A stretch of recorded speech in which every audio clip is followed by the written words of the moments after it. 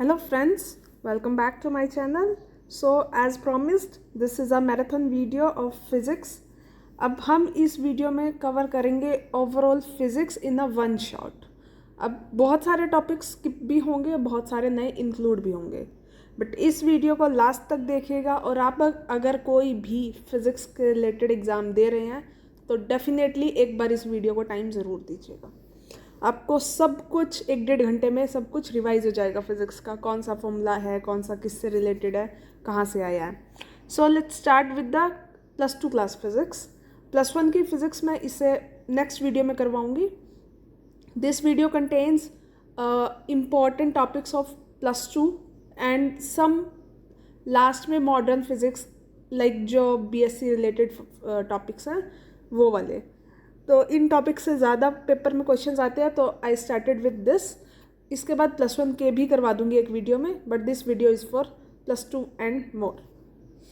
Let's start. अगर आप +2 के स्टूडेंट हैं तब भी देखो तो it's definitely useful for you. कुछ नहीं करना है, ना कोई नोटबुक चाहिए, ना पेन चाहिए, ना पेंसिल चाहिए. जस्ट अपना फ़ोन लो, वॉल्यूम हाई करो और सुन लो. अगर आप पेपर से पहले 2 बार 3 बार इस वीडियो को सुन लोगे तो आपके दिमाग में फॉर्मूलाज बैठ जाएंगे प्रॉपरली. Let's start. सबसे पहले तो हम फिज़िक्स ही पढ़ रहे हैं. Physics is what? Physics is the study of nature. कुछ भी नहीं है. और हमारे आसपास जो भी चीज़ हो रही है उसमें क्या फिज़िक्स है, हम यही ढूंढते रहते हैं. इतना ही पढ़ते हैं हम और यही हम अप्लाई करते हैं. सो लेट्स स्टार्ट. सबसे पहले हम इलेक्ट्रोस्टैटिक्स पढ़ेंगे. इलेक्ट्रोस्टैटिक्स मतलब हम चार्जेस को स्टडी करेंगे जो रेस्ट पे है. चार्जेस 2 टाइप के होते हैं, नेगेटिव एंड पॉजिटिव. चार्जेस हमेशा आते हैं ट्रांसफ़र ऑफ इलेक्ट्रॉन की वजह से. तो एक चार्ज की वैल्यू होगी 1 इलेक्ट्रॉन की इक्वल, एंड 1 इलेक्ट्रॉन की चार्ज की वैल्यू होती है -1.6 × 10⁻⁻19 coulomb. So coulomb is the SI unit of charge. So यहाँ पर चार्ज की 3 कुछ क्वालिटीज़ हो गई. एडिटिव होता है चार्ज, ऐड होता जाता है, जितने इलेक्ट्रॉन जाएंगे उतना चार्ज होता जाएगा. क्वांटाइज्ड होता है, मतलब चार्ज ऐसा नहीं है कि हम आधा इलेक्ट्रॉन काट के भेज सकते हैं. हम क्वांटम मतलब उसको नंबर में ही भेज पाएंगे. 1 इलेक्ट्रॉन 2 3 ऐसे नहीं दे सकते, 1.5 2.5 इस तरह. कंजर्व होता है, मतलब चार्ज कभी ना बनता है, ना क्रिएट हो सकता है, ना डिस्ट्रॉय हो सकता है. चार्ज हमेशा कंजर्व रहता है. इफ़ दे एक क्वेश्चन आपके लिए, what is the charge of the universe, please comment कीजिएगा. ये कंजर्वेशन ऑफ लॉ पे ही है, कंजर्वेशन लॉ पे ही है चार्ज के क्वेश्चन, तो प्लीज़ इसका आंसर कीजिएगा. Next, just to check your knowledge, ये क्वेश्चन पूछा है. ऐसा नहीं है कि ये क्वेश्चन आएगा पेपर में, बस अगर आप फिज़िक्स के स्टूडेंट हैं तो इतना आपकी जनरल नॉलेज सही होनी चाहिए. So next is Coulomb's law. बहुत बेसिक से स्टार्ट कर रही हूँ बट बहुत हाई पे जाने वाले हैं, सो थोड़ा वेट कीजिएगा, चलते रहिए, सुनते रहिए. कूलम्स लॉ हमारे कूलम ने दिए थे. लॉ फोर्स बिटवीन 2 चार्जेस जो कुछ डिस्टेंस r पे हैं, उसका फॉर्मूला था this one. Force is equal to K Q1 Q2 by r², where K की वैल्यू क्या होती है 1/4πε0. यहीं से हमारा ε0 आया था. ε0 is the permittivity of free space. ε0 हम वहाँ यूज़ करेंगे जहाँ हम इलेक्ट्रिसिटी की बात करेंगे, इलेक्ट्रोस्टैटिक्स या इलेक्ट्रिक की बात करेंगे. जहाँ भी इसकी वैल्यू होती है 8.85 × 10⁻12. ये वैल्यू याद रखिएगा. नेक्स्ट, इलेक्ट्रिक फील्ड क्या होता है? इलेक्ट्रिक फील्ड होता है कितने चार्ज की वजह से, suppose this is a charge, इस चार्ज की वजह से हम कहाँ इसकी फोर्स फील कर पा रहे हैं.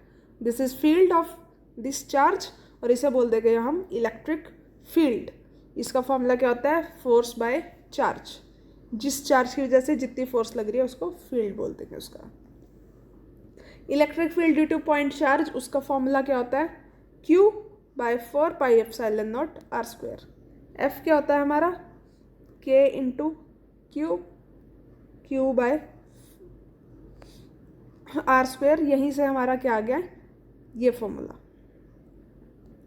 पोटेंशियल एनर्जी क्या होगी? Electric potential energy. Electric potential energy is the energy use to, जो इलेक्ट्रिक फोर्सेस के द्वारा वर्क डन किया गया है उसको हम इलेक्ट्रिक पोटेंशियल एनर्जी बोलेंगे.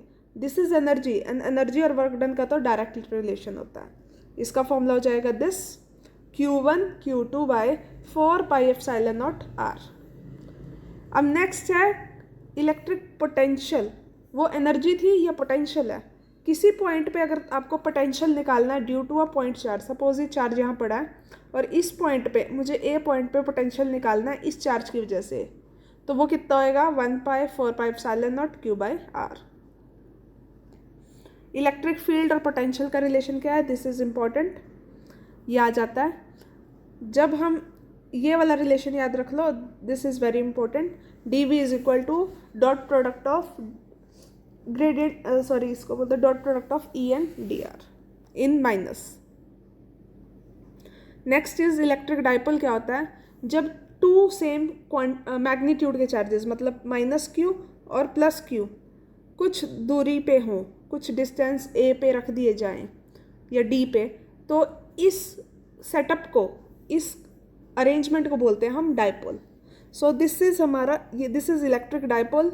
इस डाइपोल की हम मोमेंट निकालते हैं, उसको हम लिखते हैं P से, which is equal to Q, किसी एक चार्ज का मैग्नीट्यूड उठा लो, and D is the distance between them.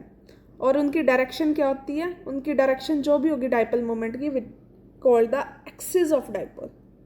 जो भी इलेक्ट्रिक डाइपोल की डायरेक्शन होगी उसको बोलते हैं एक्सिस ऑफ डाइपोल। इसी के बेस पे हम निकालते हैं electric potential due to dipole.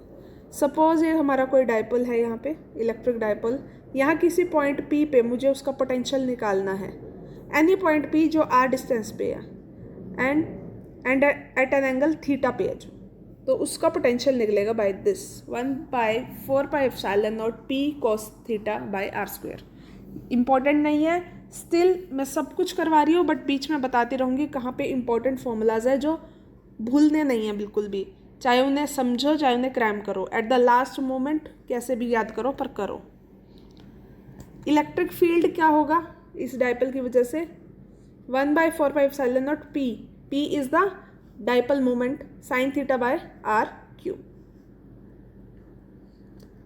Moving to next, हमें निकालनी है टॉर्क।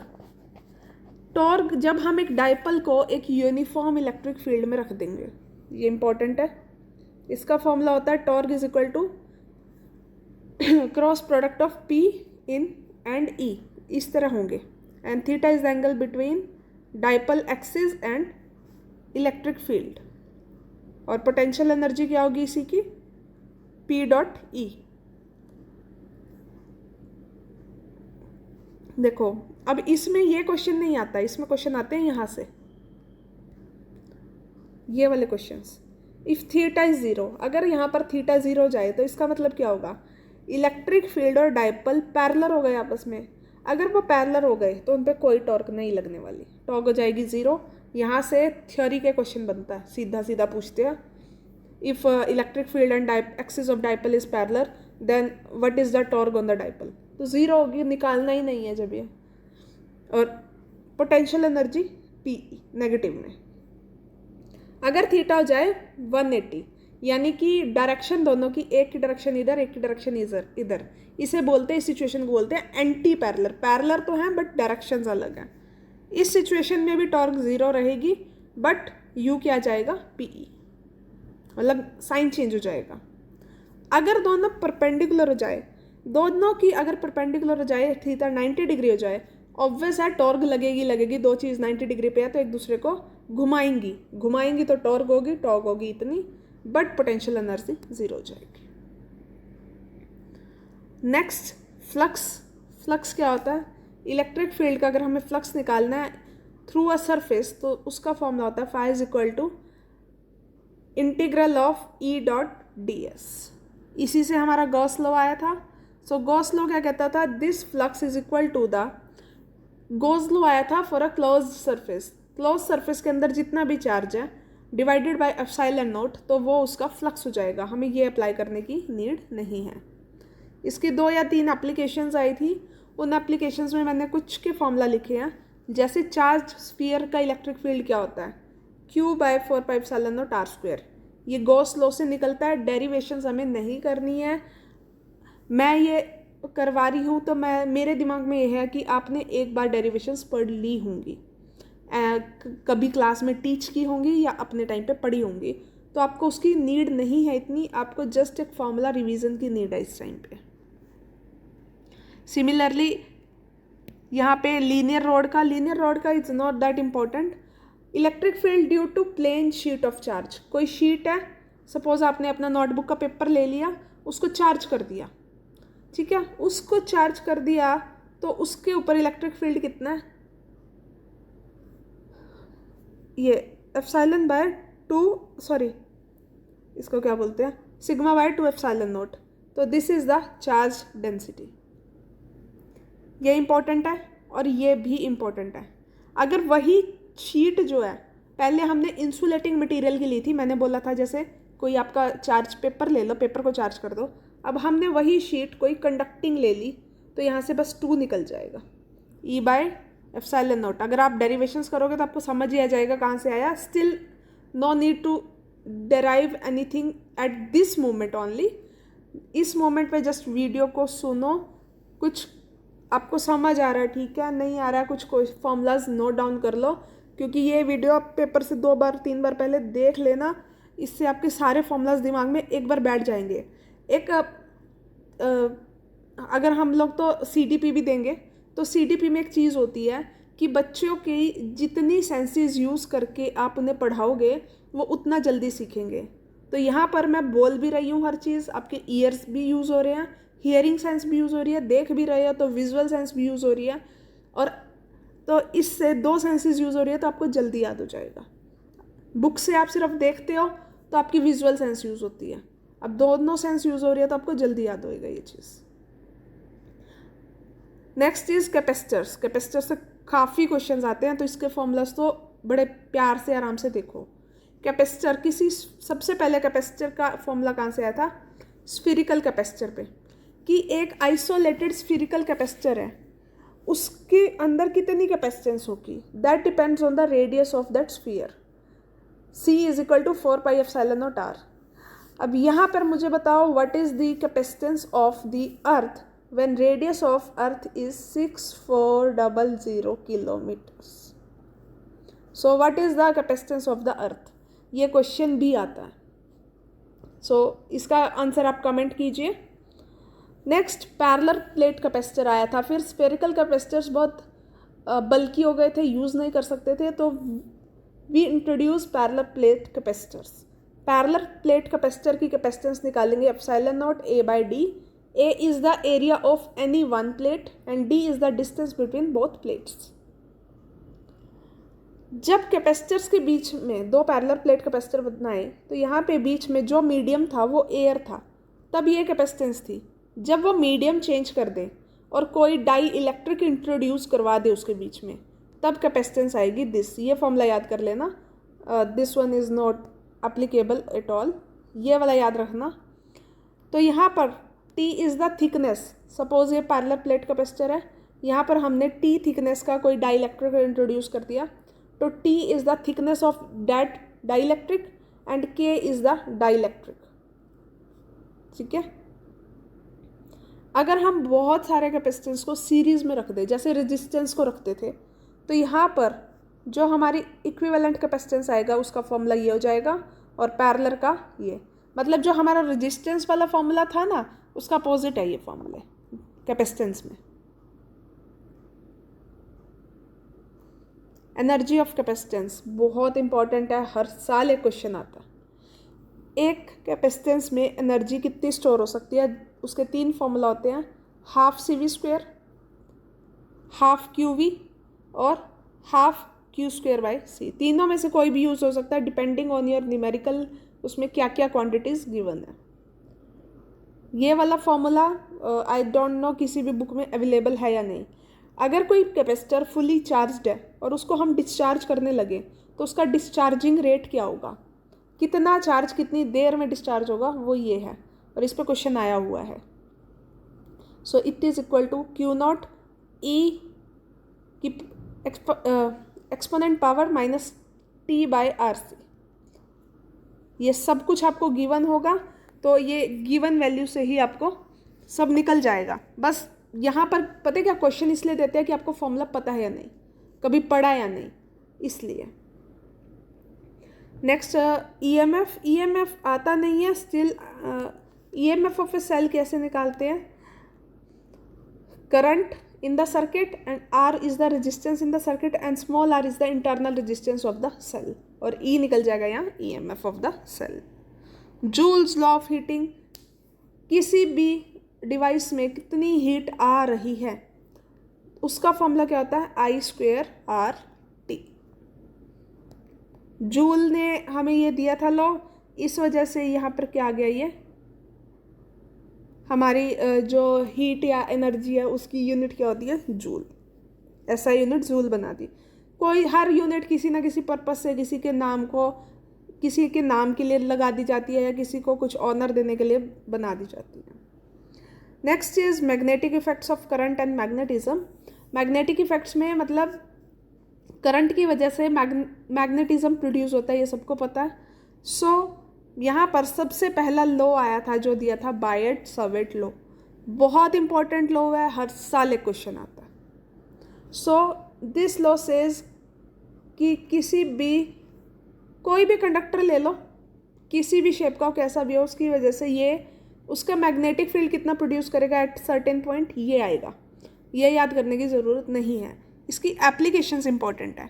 फर्स्ट एप्लीकेशन पे मैंने जो ये फर्स्ट एप्लीकेशन है ना, magnetic field due to current carrying straight wire, इसमें मुझे लगता है मैंने 6 से 7 क्वेश्चन करवा दिए हैं, स्क्वायर हेक्सागन के क्वेश्चंस। अगर आपने मेरी वीडियोस देखी हैं तो, नहीं देखी है तो प्लीज़ देखिए वो क्वेश्चंस। टॉप 100 क्वेश्चंस है ना जो करवाए हैं अभी मैंने रिसेंट, वो प्लीज़ देखिए। उसमें इतने क्वेश्चंस हैं कि आपको यह लगेगा ये सारे फॉर्मूलाज वहाँ मैंने अप्लाई कर दिए हैं।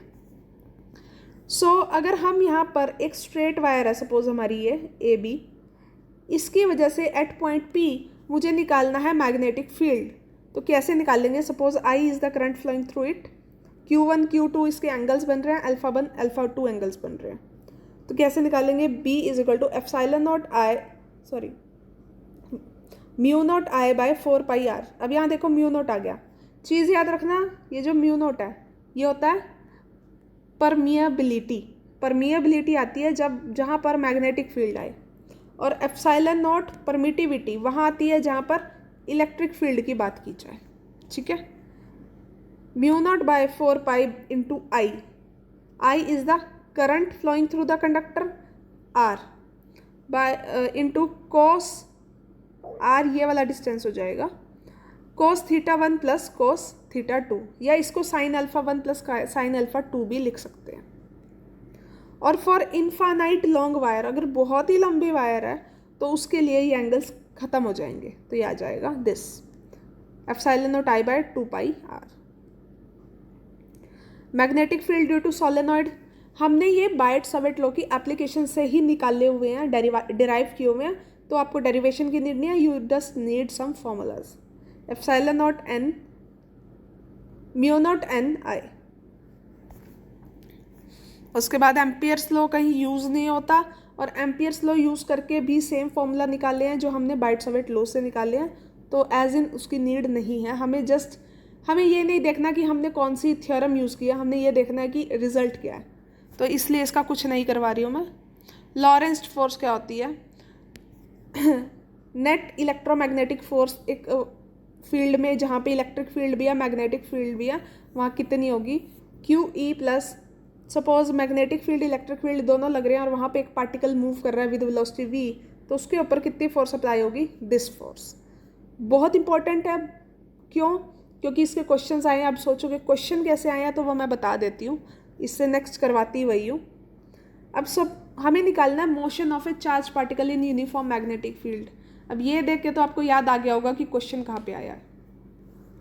देखो, चार्ज पार्टिकल है, हमने उसे यूनिफॉर्म फील्ड के अंदर छोड़ दिया जो विद वेलोसिटी v जा रहा है। अब उसके ऊपर क्या इफेक्ट होगा? अगर वेलोसिटी और मैग्नेटिक फील्ड की डायरेक्शन हुई पैरेलल, सेम डायरेक्शन में जा रहे हैं, तो वो एक स्ट्रेट लाइन में चुपचाप मूव करके चला जाएगा, उसके ऊपर कोई भी फोर्स नहीं लगेगी।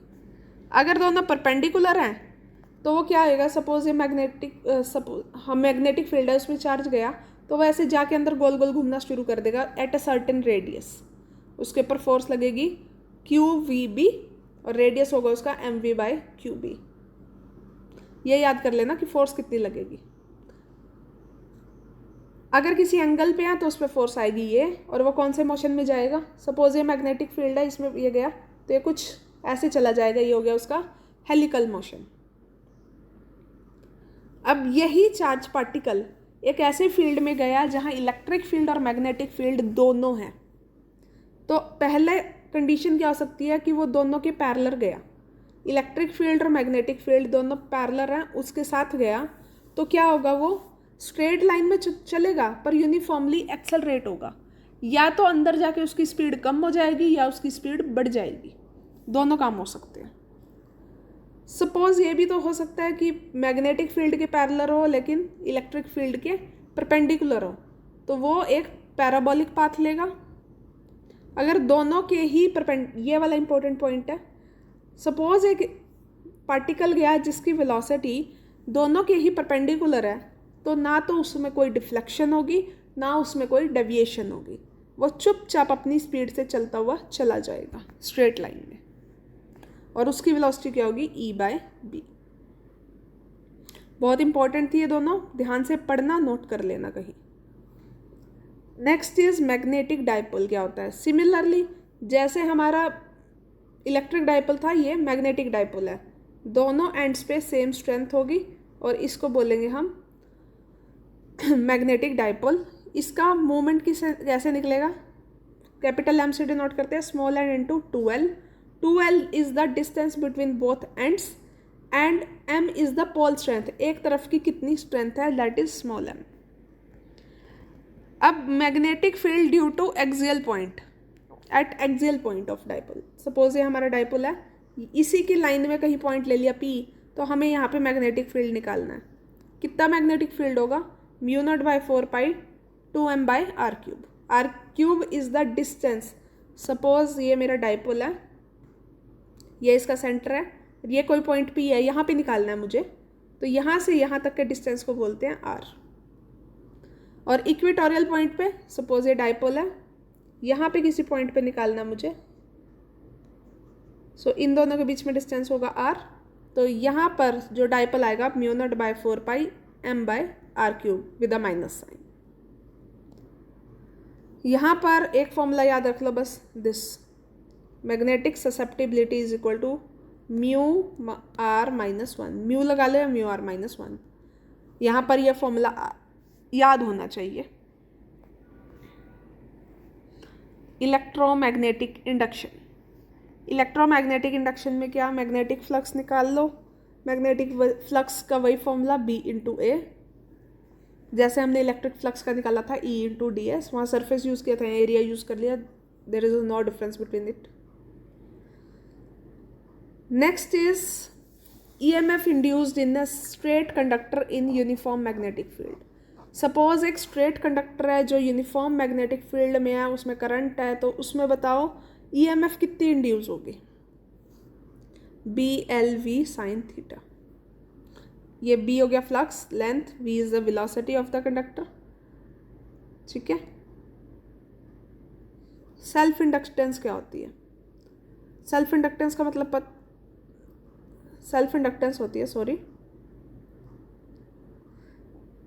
सपोज कोई कॉइल है,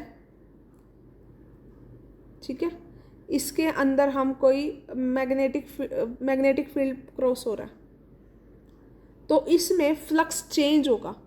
फ्लक्स चेंज की वजह से इस कॉइल में ऑटोमेटिक कोई करंट इंड्यूस हो जाएगा, उसको क्या बोलेंगे, EMF इंड्यूस हो जाएगी, इसको बोलते हैं सेल्फ इंडक्शन। तो यहाँ पर जो प्रोड्यूस होगी कोफिशिएंट ऑफ सेल्फ इंडक्शन क्या देंगे, L is equal to φs जो फ्लक्स दी थी और जो I करंट इंड्यूस हुआ, ठीक है। सिर्फ पता होना चाहिए सेल्फ इंडक्टेंस क्या है, फॉर्मूला से कोई ज़्यादा मतलब नहीं है, और इसकी यूनिट क्या हो जाएगी, हेनरी।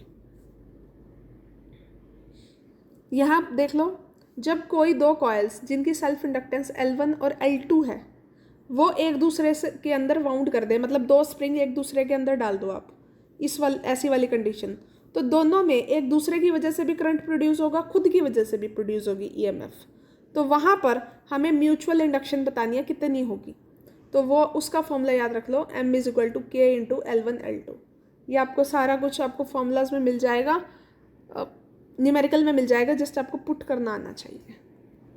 ट्रांसफॉर्मर, एक आइडियल ट्रांसफॉर्मर के लिए कंडीशन क्या होती है, E2/E1 is equal to I1/I2 N2/N1। Number of coils का याद रख लो, ये वाला फॉर्मूला। करंट और कॉइल्स में क्या रिलेशन होता है।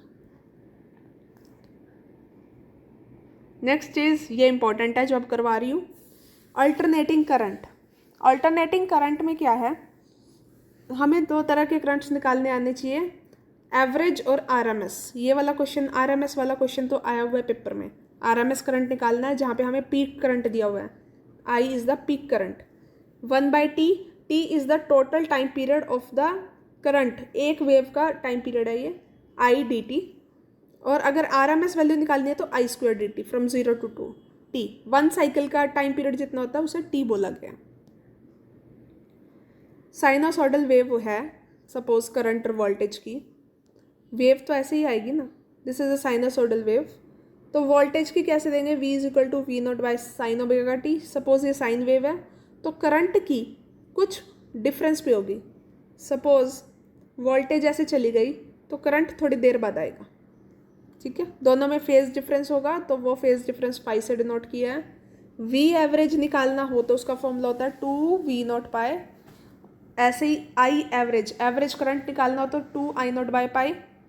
V आरएमएस वैल्यू निकालनी हो तो V0/2 और ऐसे ही आरएमएस वैल्यू ऑफ करंट निकालनी हो तो I0/√2।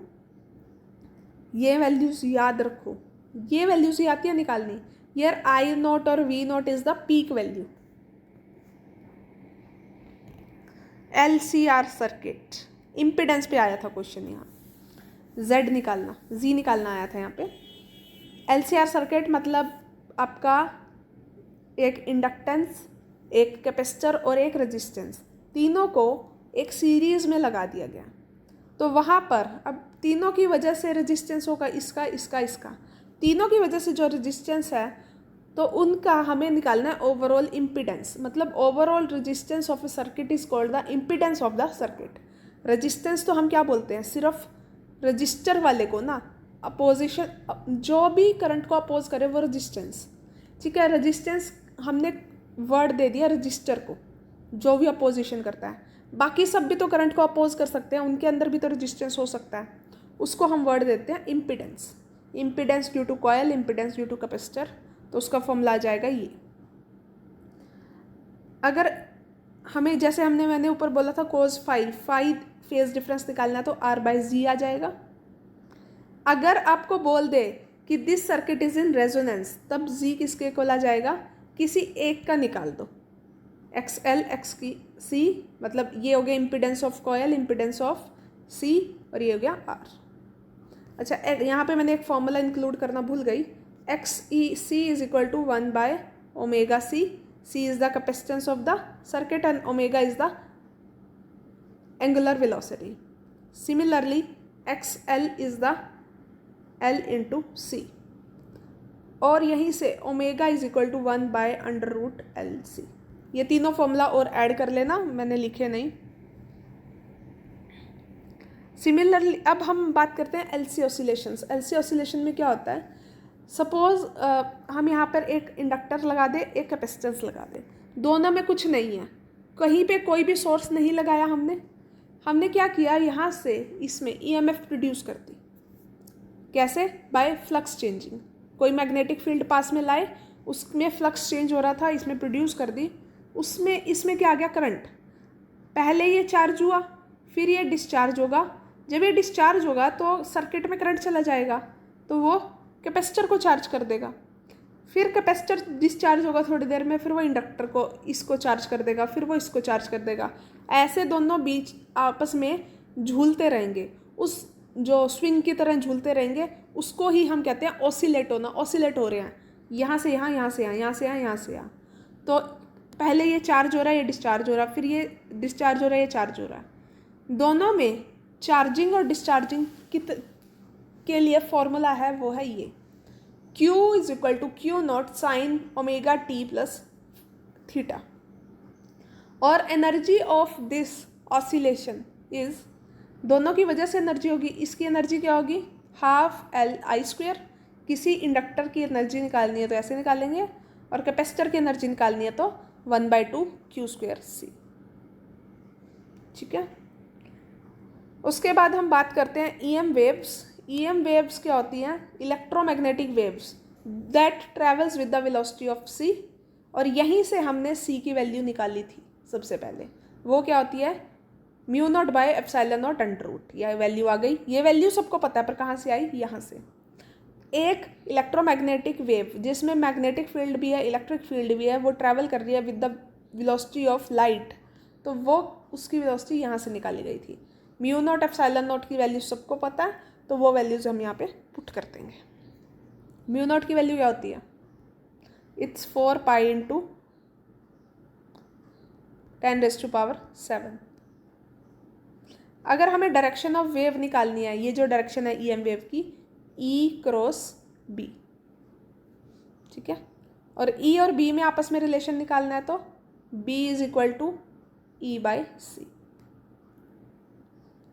ये मैक्सवेल्स इक्वेशन है, इनका कुछ करना नहीं है, किसी को देखनी है तो देख लो, कभी आई नहीं है, पूछी नहीं गई है। ठीक है। 4 मैक्सवेल इक्वेशन है अकॉर्डिंग टू जो हम पढ़ रहे हैं +2 में उनके। Next come to ray optics. Ray optics ही करवाऊंगी, वेव ऑप्टिक्स में इंटरफेरेंस डायफ्रैक्शन नहीं करवा रही। सिर्फ रे ऑप्टिक्स से ही ज़्यादा क्वेश्चंस देखने को मिले हैं। इंटरफेरेंस डायफ्रैक्शन के कभी कभी क्वेश्चंस आते हैं, उसके लिए पढ़ना बहुत पड़ता है, इसलिए नहीं करवा रही। हाँ, लेकिन एक टॉपिक है कोहेरेंट सोर्सेज का, वो मैंने इंक्लूड नहीं किया इसमें, बट वो नेक्स्ट वीडियो में इंक्लूड कर दूंगी, वो कर लेना। रे ऑप्टिक्स में क्या क्या आता है हमारे,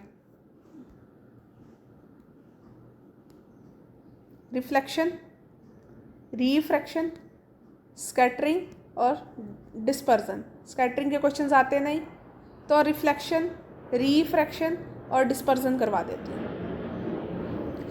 सो रिफ्लेक्शन में क्या है, I is equal to are, ये तो हमें पता ही है इसका लॉ। इसमें मिरर फॉर्मूला आता है क्योंकि मिरर में रिफ्लेक्शन होती है। मिरर फॉर्मूला याद कर लेंगे। मिरर फॉर्मूला और लेंस फॉर्मूला में पजल नहीं होना। मिरर फॉर्मूला सबसे पहले आया था तो पहले माइनस साइन नहीं था, तो प्लस वाला साइन ही रहेगा इसमें। Magnification -v/u। इसमें दो क्वेश्चंस और दो फॉर्मूलाज और बनते हैं जो इंक्लूड नहीं करते कहीं भी। सपोज कोई ऑब्जेक्ट मूव कर रही है तो हमें निकालनी है speed of object with respect to mirror. देखो, अगर वो 40 की स्पीड से मूव कर रही है तो अगर हम उसे मिरर में देखेंगे तो वो उतनी स्पीड से मूव नहीं कर रही है, उसके लिए कुछ और होगा। सो if the speed of image is v, so what is the speed of image with respect to mirror, तो वो ऐसे निकलेगी। and u is the, suppose u is the speed of object, then what is the speed of object with respect to mirror, उसका formula ये है। कुछ नए formulas हैं इसमें, बहुत सारे नए फॉर्मूलाज हैं, उनको प्लीज़ लेके चलना। अगर हमें सपोज किसी मिरर की पावर निकालनी है, वो क्या होती है, 1/f। f is the focal length of the mirror. इसकी यूनिट क्या होती है, डायोप्टर। नेक्स्ट आता है हमारा रिफ्रैक्शन। रिफ्रैक्शन में आता है हमारा सबसे पहले लॉज। इसमें आता है एक स्नेल लॉ। स्नेल्स लॉ क्या कहता है, sin I/sin R is equal to N2/N1। ये तो सबको पता है। अब V1/V2। V1 is the velocity of light in the medium 1 and V2 is the velocity of light in the medium 2। λ1 λ2। λ1 is a wavelength of light in medium 1 and it is the wavelength of the light in medium 2। तो इनमें से कुछ भी use हो सकता है, just remember the कि V1 पहले आना है, 2 पहले आना है। एंगल ऑफ डेविएशन, सपोज ये हमारा रिफ्रैक्शन हो रही है, यहाँ पे I, यहाँ पे R। जाना तो ऐसे चाहिए था, पर यहाँ इतना गया, तो ये जो एंगल है डेविएट हो गई जो पाथ से, ये हो गया लैम्डा। इसको लिखते हैं हम delta, I-R, angle of deviation. इस पे भी बहुत स्टार्टिंग में एक बार क्वेश्चन आया था, दोबारा तो नहीं आया। जब स्टार्टिंग में आई थिंक 2016 या 17 के पेपर में है इस पे क्वेश्चन। अपरेंट डेप्थ, सपोज कोई हम वो वाला कॉन्सेप्ट पढ़ते थे ना जिसमें हम कहते थे कि कॉइन जितना नीचे है पानी में डाल दो एक कॉइन, जितना नीचे है उतना नहीं दिखता, उससे थोड़ा ऊपर दिखता है, तो हमें उसकी अपरेंट डेप्थ निकालनी है, वो होती है h dash is equal to μ2 is the refractive index of medium 2 and medium 1 multiply by h1. h1 is the real height. Next is TIR. TIR की दो कंडीशंस होती हैं, जो रे है वो डेंसर से रेयरर में ट्रैवल करनी चाहिए। सेकंड कंडीशन, जो एंगल ऑफ इंसिडेंस है वो क्रिटिकल एंगल से ज़्यादा होना चाहिए। What is the condition to find the critical angle? Critical angle निकालने के लिए एक कंडीशन होती है sin c is equal to NR/NI, मतलब कि this is the refractive index of the medium in which refraction occurs and this is the refractive index of the medium जिसमें incidence light आ रही है। TIR के कुछ examples आपको पता है, डायमंड को इस तरह कट किया जाता है कि उसमें टोटल इंटरनल रिफ्लेक्शन होती है, तो वो सब जगह से चमकता है। मिराज क्या होता है, जब हमें दूर कहीं रेगिस्तान में धूप की वजह से ऐसे लगता है पानी है, बट एक्चुअल में वहाँ पानी नहीं होता। ऑप्टिकल फाइबर्स, आजकल सब जगह ट्रांसमिशन के लिए ऑप्टिकल फाइबर्स यूज़ हो रही हैं। ऑप्टिकल फाइबर्स में क्या होता है, ये होता है कोर, ये होती है क्लैडिंग। कोर और क्लैडिंग को μ2 μ1 इस हिसाब से दिया जाता है कि जो इनमें लाइट एंटर कर जाए तो वो बाहर निकल ही ना सके। जब एक बार इसमें लाइट एंटर कर गई तो बस ऐसे ऐसे ऐसे ट्रैवल करती जाए, बाहर ना निकल पाए, ड्यू टू TIR। तो इसमें भी क्या हो जाता है, हमारा टोटल इंटरनल रिफ्लेक्शन यूज़ होता है। ऐसा है ना, क्वेश्चन ही आ जाता है कि which of these follows the phenomena of TIR। वहाँ पे कोई बहुत सारे ऑप्शंस होते हैं, तो उनमें से टिक करना हो। Next is dispersion. क्या होता है, dispersion is the splitting of white light into 7 colours. कौन से 7 कलर्स? विबग्योर, जो रेनबो बनता है हमारा, नीचे से ऊपर बनता है, violet, indigo, blue, green, yellow, orange, red. इनकी वेवलेंथ्स याद कर लो। इनकी मेन किसकी याद करनी है, एक तो रेड की सबसे ज़्यादा वेवलेंथ होती है 7000। ये अप्रॉक्सीमेट वेवलेंथ है, एक्चुअली इनकी रेंज होती है वेवलेंथ्स की, क्योंकि रेड भी there are lot of red colours ना, तो इनकी अप्रॉक्सीमेट के आसपास बता रही हूँ। एक येलो की, एक ब्लू की, तीनों की तो याद रख लेना। इफ आई से कि एंगल ऑफ डिस्पर्जन बिटवीन, अब यहाँ पर किसी प्रिज्म में से पास हुआ है, तो यहाँ पर बनी है वॉयलेट और ये रेड, बीच में सारी हैं, इसका एंगल ऑफ डेविएशन कम है, इसका एंगल ऑफ डेविएशन सबसे ज़्यादा है। तो एंगल ऑफ डिस्पर्जन कैसे निकालेंगे, जो इसका एंगल ऑफ डेविएशन है minus angle of deviation in red, angle of deviation in violet minus angle of deviation in red, ये हमारा निकल जाएगा एंगल ऑफ डिस्पर्सन। प्रिज्म की बात करें, हमारा एक प्रिज्म है, इसमें से इंसिडेंट लाइट गई, A is the angle of prism.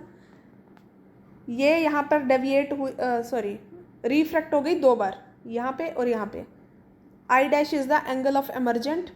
तो हमारे यहाँ डेल्टा क्या निकलेगा, delta is the angle of deviation of the prism, तो वो आ जाएगा I plus I dash minus R minus R dash, R plus R dash तो A is the R plus R dash, angle of prism निकालना। अगर ये हो गया, अगर मुझे रिफ्रैक्टिव इंडेक्स ऑफ प्रिज्म निकालना है तो उसका फॉर्मूला हो गया ये, delta M is the minimum deviation of the prism. ये आपको गिवन होगा अगर आपको निकालने के लिए दिए जाएगा तो।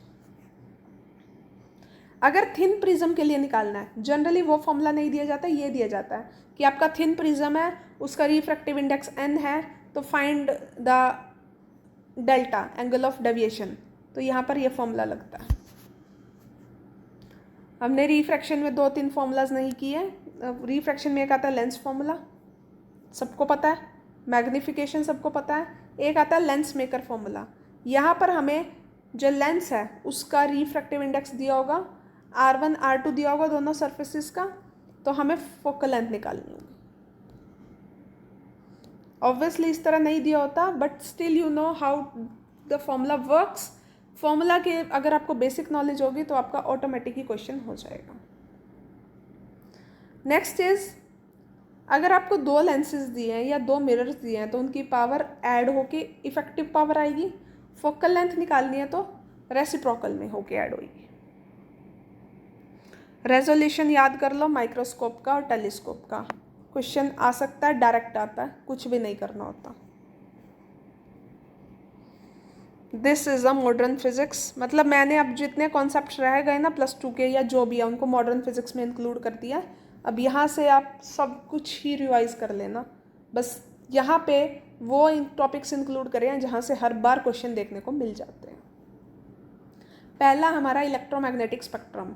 इलेक्ट्रोमैग्नेटिक स्पेक्ट्रम में क्या है हमारी, मैं छोटा कर दी हूँ इसको, आप चाहो तो इसका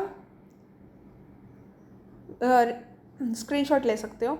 यहाँ पर आपको वेवलेंथ पता होनी चाहिए। एक बार एक क्वेश्चन आया था एचटेट में ही कि हमें बताना था कि 1 सेंटीमीटर का कोई हमारा 1 सेंटीमीटर का ऑब्स्टेकल है, तो हम इनमें से कौन सी वेव, कौन सी रे यूज़ करें कि हम उसका पैटर्न पता कर सकें।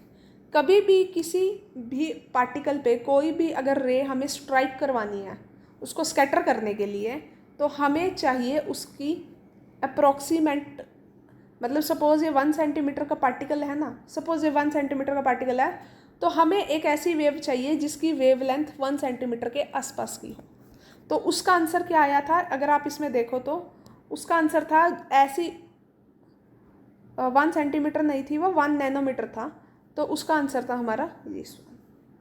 ठीक है, अगर 1 सेंटीमीटर होती तो आंसर होता रेडियो वेव। इसके बाद आती है हमारी प्लैंक्स थ्योरी। प्लैंक्स थ्योरी क्या कहती है, प्लैंक्स ने बताया था कि हर एक पार्टिकल या कोई भी वेव है उसके पास जो एनर्जी है वो पैकेट्स में होती है, डिस्क्रीट पैकेट्स में, छोटे छोटे पैकेट्स में। उन पैकेट्स को बोलते हैं photon.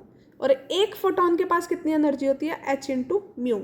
Mu is the frequency of the photon, और h की वैल्यू दी थी this, and h is the Planck's constant. या फिर हम h को कैसे लिख सकते हैं, E को कैसे लिख सकते हैं, hc/λ, क्योंकि म्यू को क्या लिख सकते हैं, c/λ। ये वाला क्वेश्चन तो मैंने अभी आपको कल वाली वीडियो में ही करवाया है।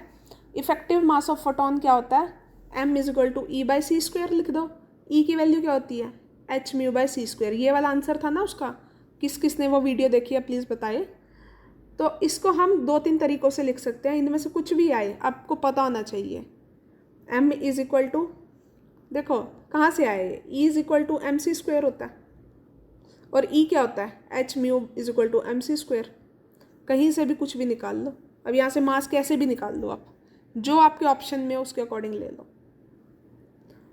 मोमेंटम तो पता ही है आपको, फोटोन की क्या होगी, E/c, energy by velocity. Next is photo electric effect. Photo electric effect क्या होता है, एमिशन ऑफ इलेक्ट्रॉन्स। किसी मेटल पे जब हम कोई भी रे, कोई भी लाइट फॉल करवाते हैं तो उसमें से कुछ इलेक्ट्रॉन्स की रेज निकलती है, उसे कहते हैं हम फोटो इलेक्ट्रिक इफेक्ट। अब इसमें जो फोटो इलेक्ट्रिक इफेक्ट है इसको कैसे देते हैं, hμ, मतलब कि hμ इज़ द, जो हमने इंसिडेंट की लाइट वो किस किस में टूटी, पहले तो फाई में, फाई मतलब वर्क फंक्शन, जितनी उसके अंदर बाइंडिंग एनर्जी से वो बाइंड हो रहा है इलेक्ट्रॉन उसे तोड़ने में, फिर उसको काइनेटिक एनर्जी प्रोवाइड की। तो ये आ गई इक्वेशन हमारी, this equation is kinetic energy of electron. यहाँ पे वर्क फंक्शन को हम क्या लिख सकते हैं, hc/λ। लैम्डा क्या होगी, थ्रेशहोल्ड वेवलेंथ, या फिर hμ0 भी लिख सकते हैं।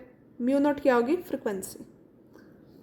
बस प्रोसेस करते जाओ कहाँ से आ रहे हैं, क्योंकि फाई क्या है, एक तरह की एनर्जी ही है, एक तरह की एनर्जी ही है, वो कहाँ से आ रही है वो देखना है हमें।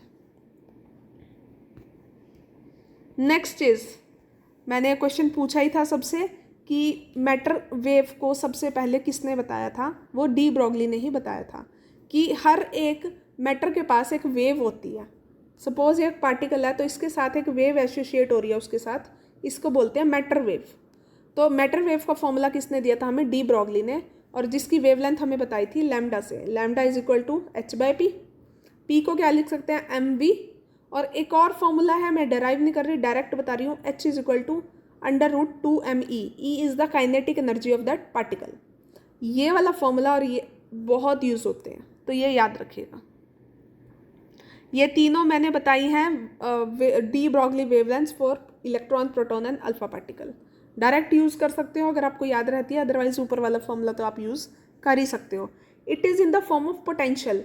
अगर हम इनमें से किसी को कितना पोटेंशियल दे के उसकी कितनी वेवलेंथ आ जाए, तो डायरेक्ट फॉर्मूलाज यूज़ किए जा सकते हैं। Next is hydrogen atom. Hydrogen atom हमारा जिसका एटॉमिक नंबर क्या होता है 1, तो उसका एंगुलर मोमेंटम क्या है NH कट। रेडियस कितना होगा R into R0 n square. R0 की वैल्यू होती है ये, R0 is the Bohr radius.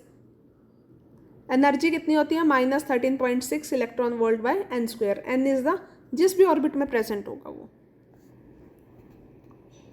Energy emitted.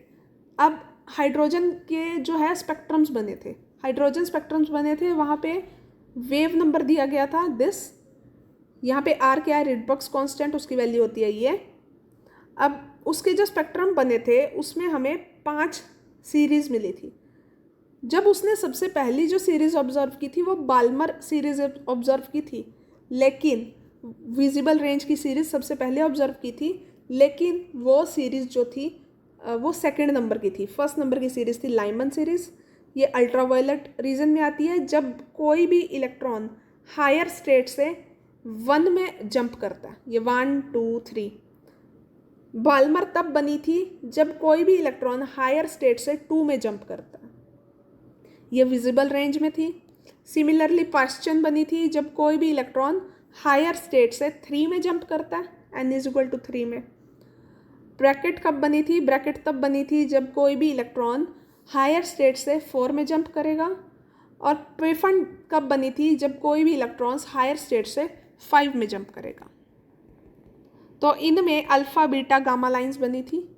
Suppose कोई इलेक्ट्रॉन है वो 2 से 1 में जंप कर रहा है, तो ये बन गई अल्फ़ा लाइन। अगर वो 3 से 1 में जंप कर रहा है तो वो बन गई बीटा लाइन। ठीक है, जैसे मैंने एग्जांपल दिया हुआ है, ये पढ़ो इसको। ये फॉर लाइमन है, लाइमन की अल्फा कौन सी होगी लाइन, जो N2 से जंप करेगा जब इलेक्ट्रॉन। बीटा कौन सी होगी, जब N3 से जंप करेगा। गामा कौन सी होगी, जब N4 से जंप करेगा। सिमिलरली ये क्या हो गया बाल्मर के लिए, मतलब ऐसे आ जाता है which line is the alpha line for Balmer series. वहाँ पे आपको ट्रांजैक्शंस दे देंगे N2 से N1 या फिर N3 से N1, मतलब आपको पता होना चाहिए, डिफरेंस पता होना चाहिए उनके बीच का, फिर पता चल जाएगी आपको कितनी स्पेक्ट्रल लाइंस बनी है। सपोज कोई इलेक्ट्रॉन है, उसने 3 से 1 में जंप कर दिया, तो कितनी स्पेक्ट्रल लाइंस एमिट होंगी, उसका फॉर्मूला हो गया ये। देखो सपोज कोई इलेक्ट्रॉन है, उसने 5 से 1 में जंप किया, तो कितनी स्पेक्ट्रल लाइंस होंगी, 5 - 1 5 - 1 + 1/2 10 पॉसिबल लाइंस होंगी, लेकिन कितनी विजिबल होंगी वो भी देखनी है। सपोज 5 से 1 में जंप किया, कौन सी सीरीज आ गई लाइमन, कितनी पॉसिबल होंगी 10। ये पॉसिबिलिटी हो सकती है 5 से 1 में, 5 से 2 में, 5 से 3 में, 5 से 4 में। 5 से 1 में भी जंप, 4 से 1 में भी जंप कर सकता है, 4 से 2 में, 4 से 3 में, इस तरह 10 पॉसिबिलिटीज़ होगी। लेकिन अगर यहाँ पे मैं बोल देती फॉर लाइमन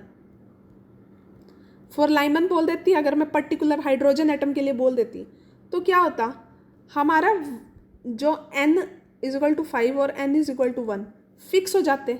मतलब मैं तब कौन कौन से ऑप्शन ले सकती थी, दिस दिस दिस दिस। तो फिर यहाँ पे आंसर क्या आता, 5 - 1 = 4।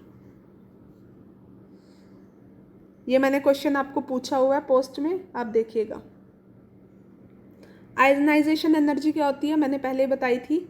आयनाइजेशन एनर्जी होती है माइनस ऑफ बाइंडिंग एनर्जी। ठीक है, व्हाट आर एक्सरेज, एक्सरेज क्या होंगी।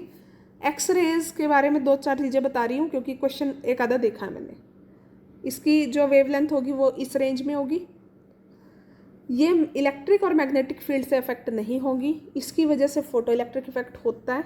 एक्सरेज कब प्रोड्यूस होती है, जब हाई स्पीड इलेक्ट्रॉन्स टारगेट करते हैं किसी हाई एटॉमिक वेट और हाई मेल्टिंग पॉइंट की बॉडी को।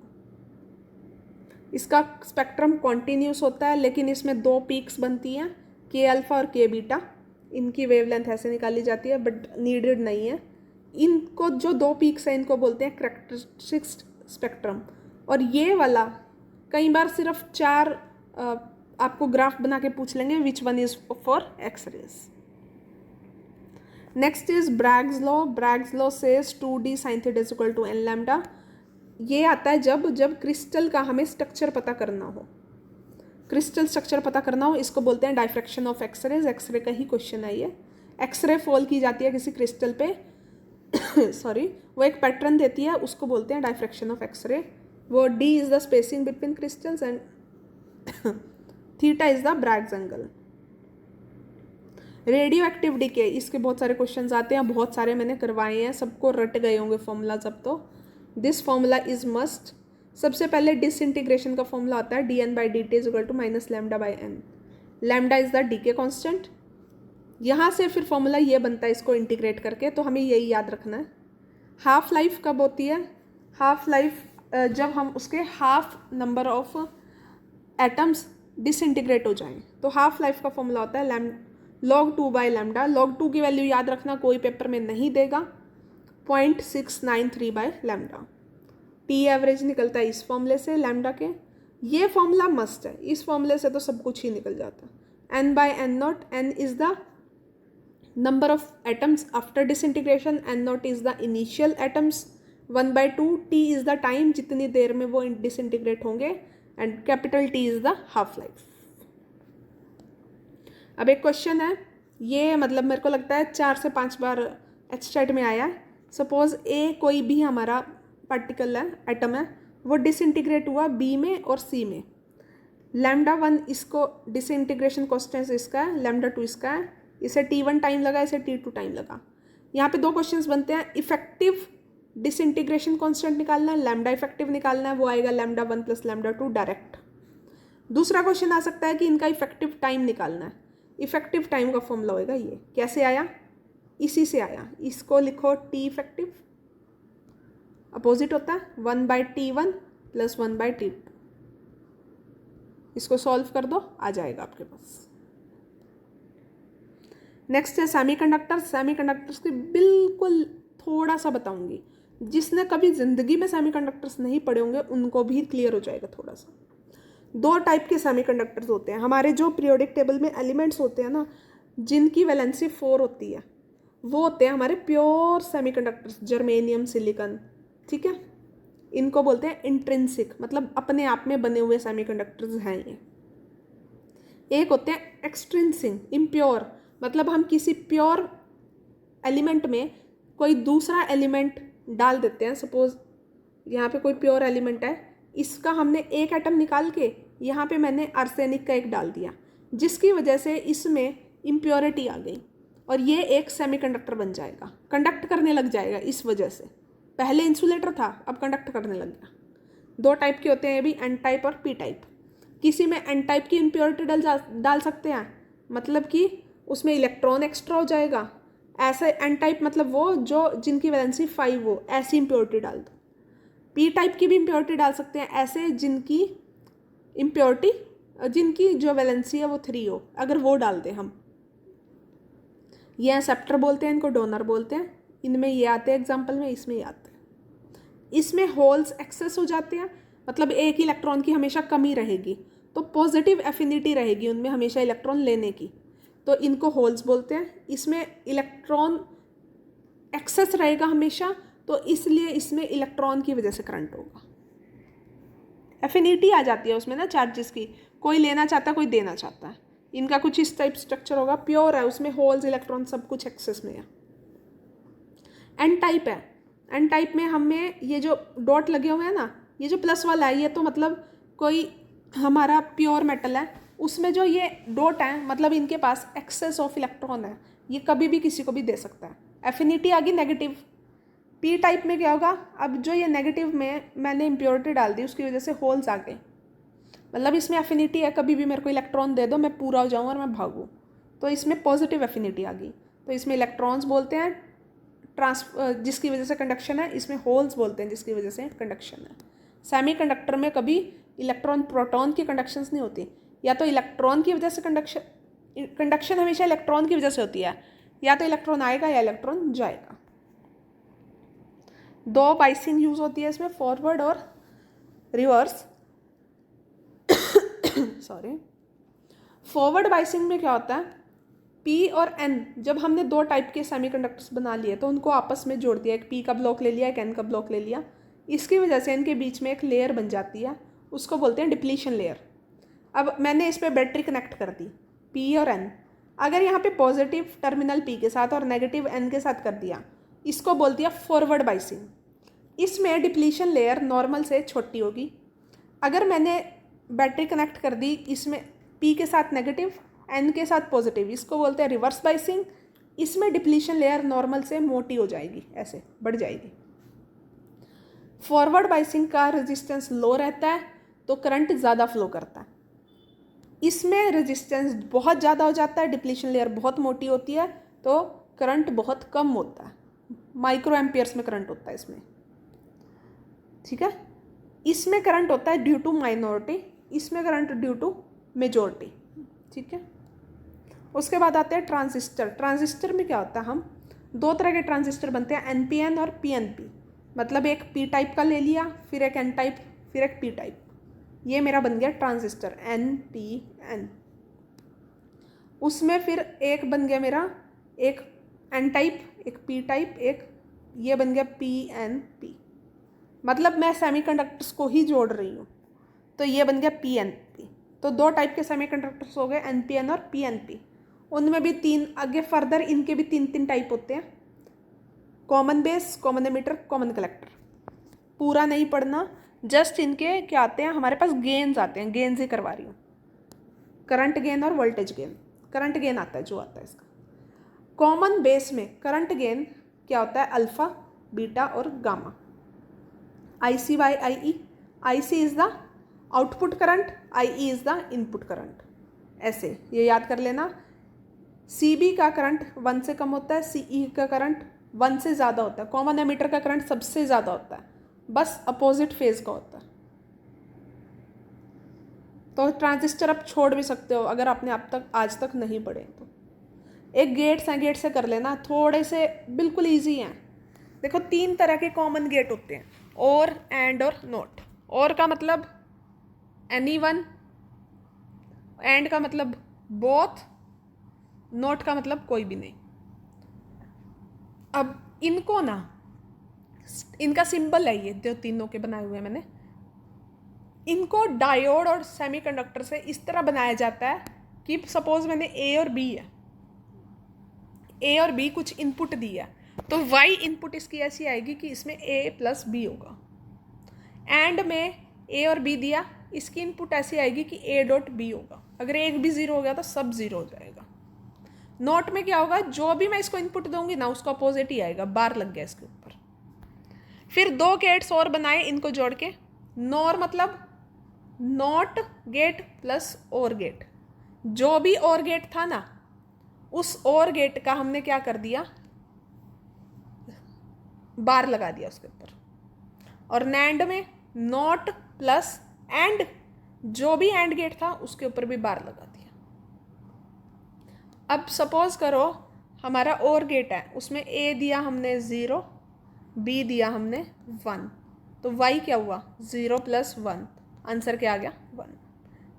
यहाँ पे ना जो भी इनपुट्स जाएंगी या तो 0 जाएंगी या 1 जाएंगी। ठीक है, इनकी ट्रुथ टेबल्स करनी हो तो कर सकते हो आप, मैं करवा नहीं रही। जिसको आता है उसको यहीं से समझ आ गया, जिसको नहीं आता है उसको इसमें से भी नहीं समझ में आएगा, आगे भी नहीं आएगा, उसको पूरा टॉपिक पढ़ना पड़ेगा। तो ये था हमारा +2 का टॉपिक्स। इसके बाद +1 के टॉपिक्स करवाऊंगी, बट ऐसा भी हो सकता है एक और वीडियो डालूंगी मैराथन वाली कि इसमें एक आधा टॉपिक कोई रह गया हो, मुझे बाद में याद आ जाए तो मैं +1 वाली में इंक्लूड कर दूँगी। वो वीडियो भी आपको एक कल तक या परसों तक मिल ही जाएगी। ठीक है, क्योंकि आई वॉन्ट कि संडे से पहले आपके पास सब मटेरियल हो, जो पढ़ना चाहो पढ़ सको, जो रहेगा वो रह जाएगा।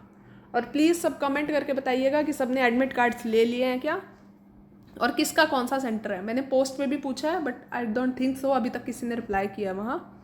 सो कोई क्वेरी हो, कुछ पूछना हो, please use the comment section and like the video and share with your friends. Thank you so much.